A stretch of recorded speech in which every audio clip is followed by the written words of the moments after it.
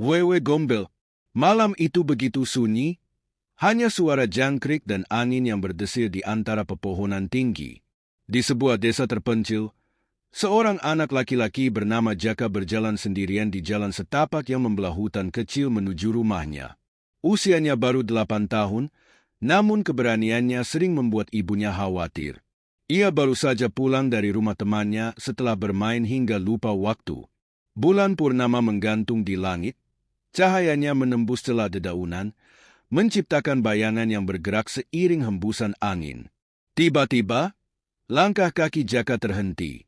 Ada suara lirih, seperti seseorang yang menangis pelan di kejauhan. Ia menoleh ke kiri dan kanan, mencari sumber suara itu. Tapi yang terlihat hanya pohon-pohon tua yang bergoyang pelan. Jaka menelan ludah.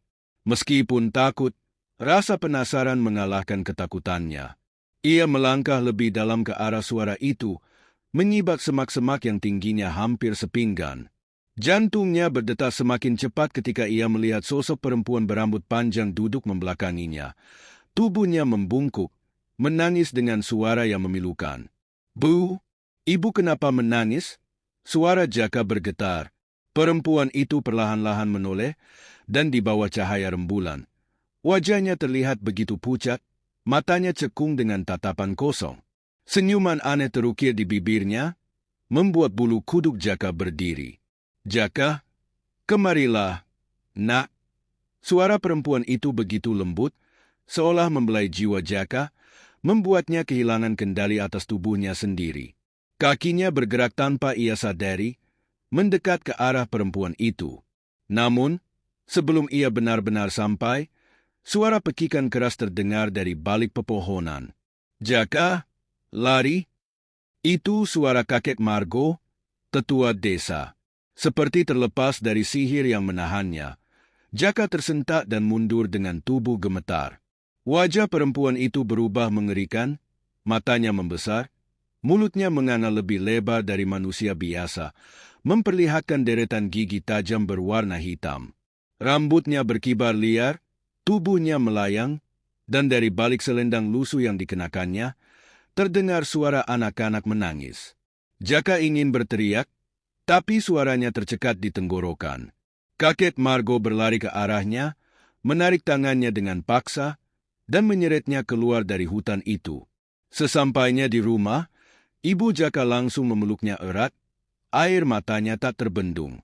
"Kau hampir dibawa pergi olehnya, Wewe Gombel," kata kakek Margo dengan napas tersengal. Jaka tidak mengerti, tapi matanya tetap terbayang wajah mengerikan perempuan tadi. Malam itu, ibunya tidak melepasnya sedetik pun. Ia bercerita tentang Wewe Gombel, makhluk gaib yang menculik anak-anak yang ditelantarkan atau berkeliaran sendirian saat malam. Mereka tidak dibunuh, tapi disembunyikan dalam dimensi lain, dijaga dengan kasih sayang yang mengerikan. Anak-anak yang diculiknya biasanya tidak bisa kembali kecuali orang tua mereka benar-benar mencarinya dengan hati tulus dan penuh penyesalan. Jaka merinding. Ia berjanji pada dirinya sendiri untuk tidak pernah bermain sampai larut malam lagi.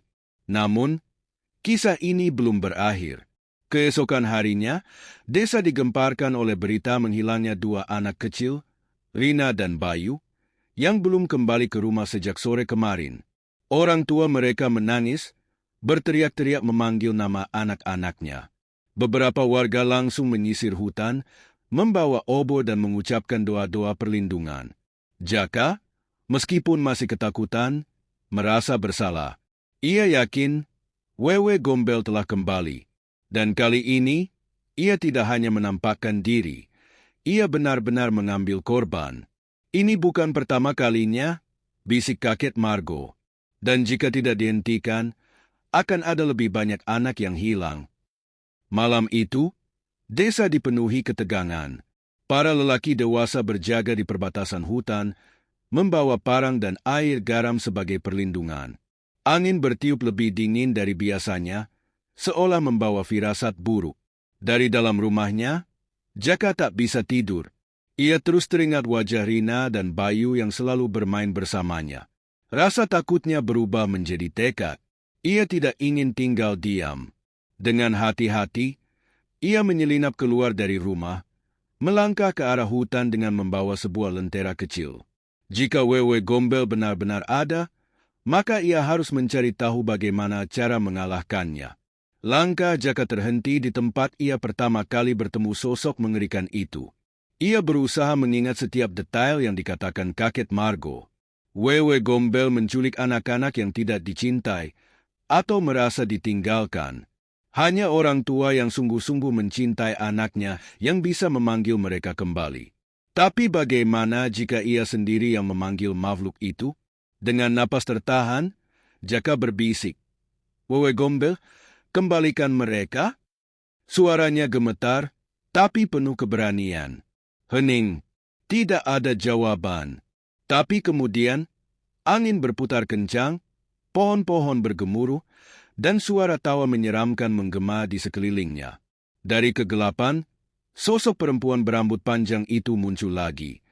Kali ini lebih menyeramkan dari sebelumnya. "Kau ingin mengambil mereka?" Suaranya mendesir seperti angin malam. "Mereka lebih bahagia bersamaku." Selendangnya terbuka, dan di dalamnya, Jaka bisa melihat Rina dan Bayu.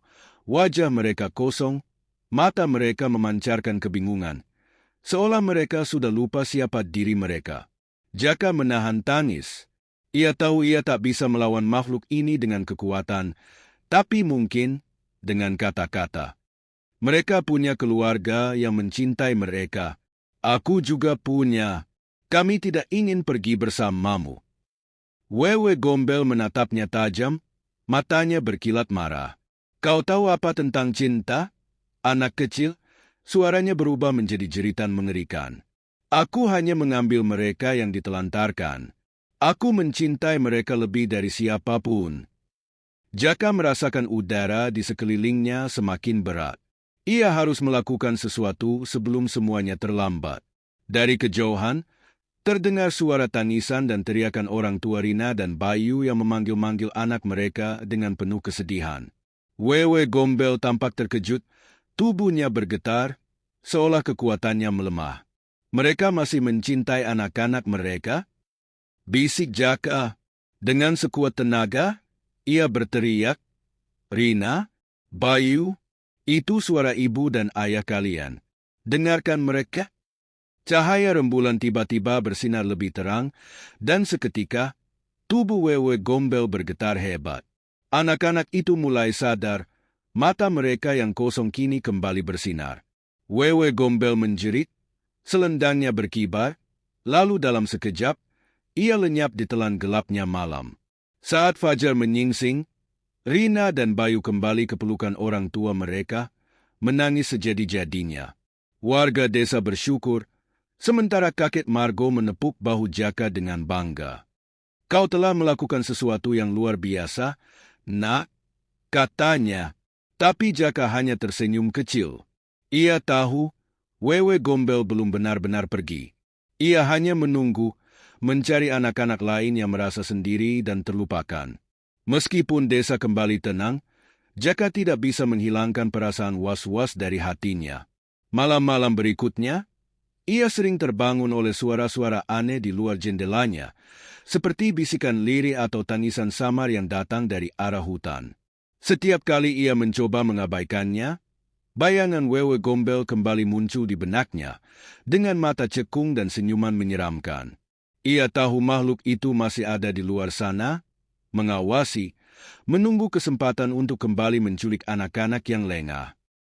Kakek Margo, yang sudah memahami banyak hal tentang makhluk-makhluk gaib, akhirnya mengajak Jaka ke tempat tersembunyi di dalam desa, sebuah gua kecil yang dipenuhi ukiran kuno di dindingnya. "Ini bukan pertama kalinya Wewe Gombel datang ke desa kita," kata kakek Margo sambil menyalakan obor. "Dulu, leluhur kita pernah mengusirnya, tapi ia selalu kembali ketika ada anak yang merasa ditinggalkan atau tidak dicintai." Jaka menggigit bibirnya, hatinya dipenuhi rasa bersalah. Apakah karena rasa takutnya waktu itu, Wewe Gombel menjadi lebih kuat? Kakek Margo menunjukkan sebuah simbol aneh yang terukir di batu besar di dalam gua. Ini adalah lambang perlindungan. Dulu, para tetua desa menggunakannya untuk menjaga anak-anak tetap aman. katanya sambil mengusap ukiran tersebut dengan penuh hormat. Tapi sekarang, banyak yang sudah lupa. Perlindungan itu melemah, dan itulah kenapa Wewe Gombel bisa kembali. Jaka menatap ukiran itu dengan mata berbinar. Jika ini adalah cara untuk mengusir Wewe Gombel, maka ia harus membantu memulihkan perlindungan desa. Dengan bantuan beberapa orang tua di desa, kakek Margo mulai mengajarkan kembali ritual perlindungan yang hampir punah. Setiap rumah diminta untuk membuat sesaji kecil dan menggantungkan daun kelor di pintu, karena diyakini bisa mengusir makhluk halus. Anak-anak diingatkan agar tidak bermain sampai larut malam, dan para orang tua mulai lebih memperhatikan perasaan anak mereka. Jaka sendiri merasa sedikit lega, meskipun jauh di lubuk hatinya, ia tahu Wewe Gombel belum menyerah. Dan benar saja, suatu malam, ketika hujan turun deras dan angin bertiup kencang, jeritan terdengar dari rumah di ujung desa. Jaka terbangun dengan jantung berdebar kencang. Ia berlari keluar, diikuti ibunya yang cemas. Dari kejauhan, ia melihat seorang wanita berlari keluar rumah sambil menangis. "Anakku, anakku hilang," tangisnya. Jaka langsung merasakan hawa dingin menjalar di tubuhnya. Wewe Gombel telah kembali. Kali ini, ia tidak hanya mengintai, ia sudah mengambil korban lagi. Tanpa berpikir panjang, Jaka berlari menuju rumah itu, di mana beberapa warga sudah berkumpul. Ayah dari anak yang hilang terlihat putus asa, wajahnya pucat seperti kehilangan harapan. "Kami hanya bertengkar sedikit, aku tidak pernah bermaksud menyakitinya." Suaranya bergetar, kakek Margo menatapnya dalam-dalam. Wewe Gombel selalu mengambil anak-anak yang merasa tidak dicintai. "Jika kau benar-benar ingin anakmu kembali, kau harus membuktikan bahwa kau mencintainya dengan sepenuh hati," katanya tegas.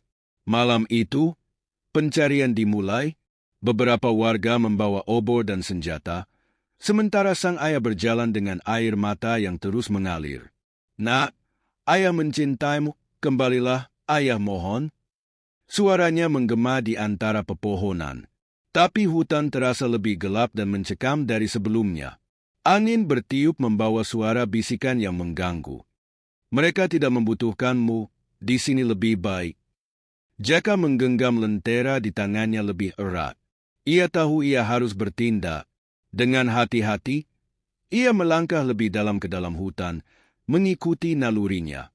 Dan di sana, di bawah pohon besar yang menyerupai tangan-tangan yang menjulang ke langit, ia melihatnya. Wewe Gombel berdiri dengan senyum menyeramkan, selendangnya berkibar di angin. Di balik selendang itu, anak yang hilang bisa terlihat samar, matanya kosong seperti Rina dan Bayu dulu. Jaka tahu ia tidak bisa mundur sekarang. Ia menatap makhluk itu dengan penuh keberanian. "Kau tidak bisa terus menculik anak-anak," katanya lantang. Wewe Gombel tertawa kecil, suaranya bergema. "Aku hanya memberi mereka rumah, tempat di mana mereka diterima." Jaka menggigit bibirnya. Ia tahu makhluk ini menyimpan kepedihan di balik wujud menyeramkannya. Lalu, ia mendengar suara lirih di belakangnya, suara sang ayah yang masih terus memanggil anaknya dengan penuh harapan dan cinta. Sesuatu berubah di mata anak itu. Perlahan, kesadarannya kembali. Tangannya mulai bergerak, berusaha keluar dari selendang Wewe Gombel. Sang makhluk gaib menyadarinya dan menjerit marah, tubuhnya bergetar hebat.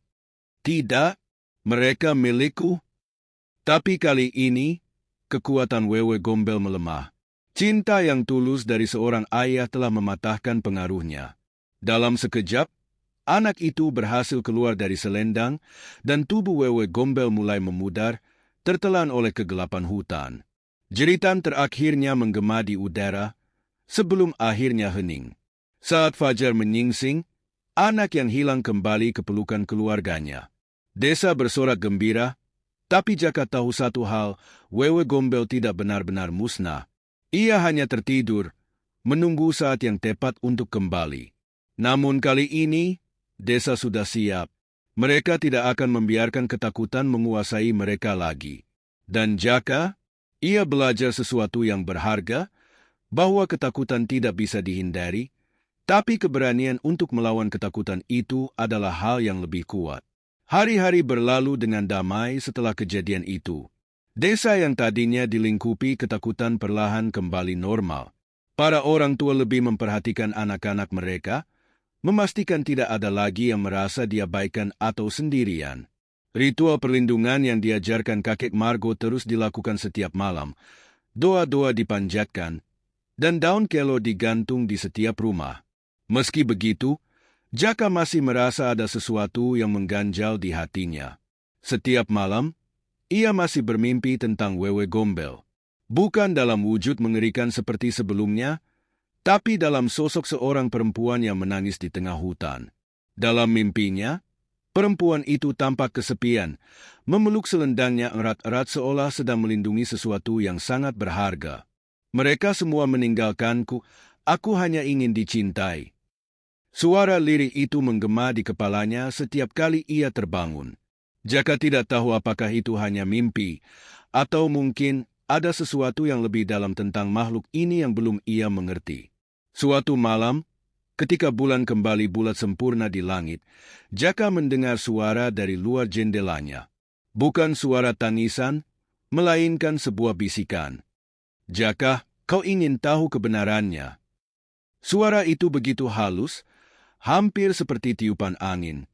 Tapi ia bisa merasakan dingin menjalar di tengkuknya. Ia duduk di tempat tidurnya, menahan napas. Apakah ini hanya imajinasinya? Atau apakah Wewe Gombel masih mengawasi? Dengan hati-hati, Jaka bangkit dan berjalan ke jendela. Di luar, hutan tampak lebih gelap dari biasanya, seolah menyimpan rahasia yang tak ingin diungkapkan. Ia merasa panggilan itu bukan sekadar godaan dari makhluk jahat. Ada sesuatu yang ingin ia ketahui, sesuatu yang membuatnya tidak bisa berpaling begitu saja. Dengan tekad bulat, ia meraih lentera kecilnya dan keluar dari rumah, menuju hutan yang telah menjadi saksi bisu semua kejadian menyeramkan itu. Angin malam terasa lebih dingin dari biasanya, menggigit kulitnya hingga ia merapatkan jaketnya lebih erat. Setiap langkah yang ia ambil terasa berat, seolah tanah di bawahnya berusaha menariknya kembali. Tapi ia terus berjalan, mengikuti nalurinya. Dan akhirnya, ia tiba di tempat yang sama, di bawah pohon besar yang menyerupai tangan-tangan raksasa yang menjulang ke langit.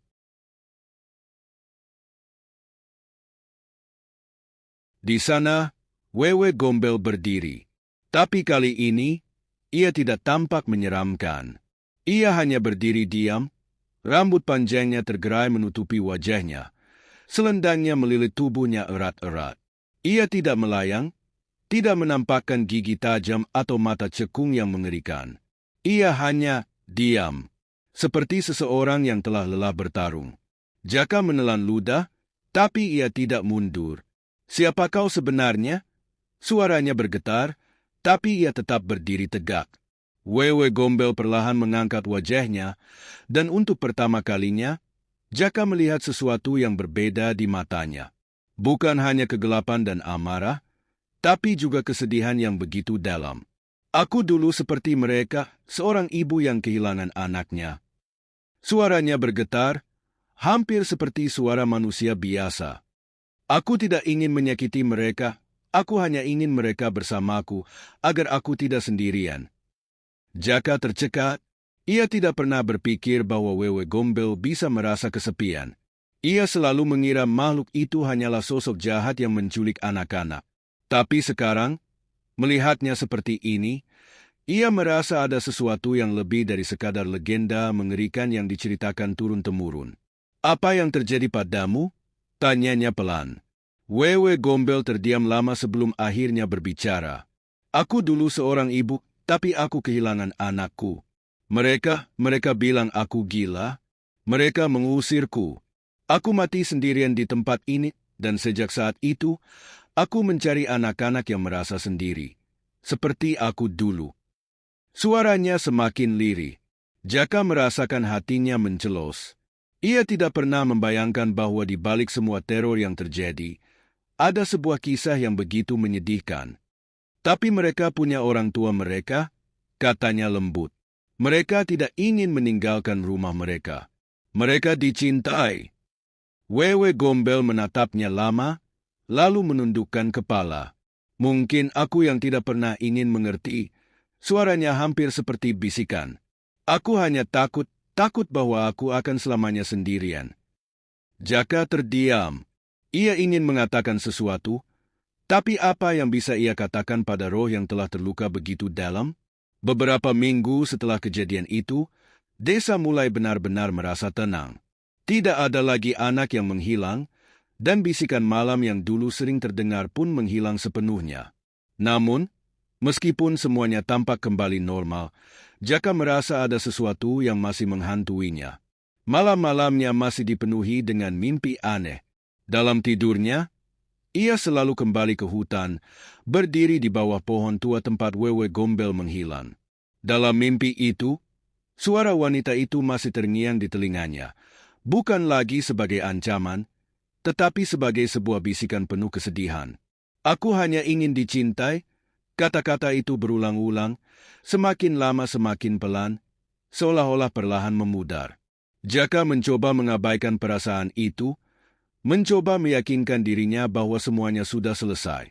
Namun, ada sesuatu yang terus mengganggunya, sesuatu yang membuatnya merasa bahwa Wewe Gombel belum benar-benar pergi. Suatu malam, ia pun memutuskan untuk kembali ke hutan, seorang diri, hanya berbekal lentera kecil dan tekad untuk menemukan jawaban. Saat ia melangkah ke dalam gelapnya hutan, suara malam terdengar begitu sunyi, lebih sunyi dari biasanya. Tidak ada angin yang berbisik, tidak ada suara burung hantu yang bernyanyi. Seolah-olah seluruh hutan menahan napas, menunggu sesuatu terjadi. Jaka terus berjalan, melewati pepohonan yang tinggi menjulang, hingga akhirnya ia tiba di bawah pohon tua yang selama ini muncul dalam mimpinya.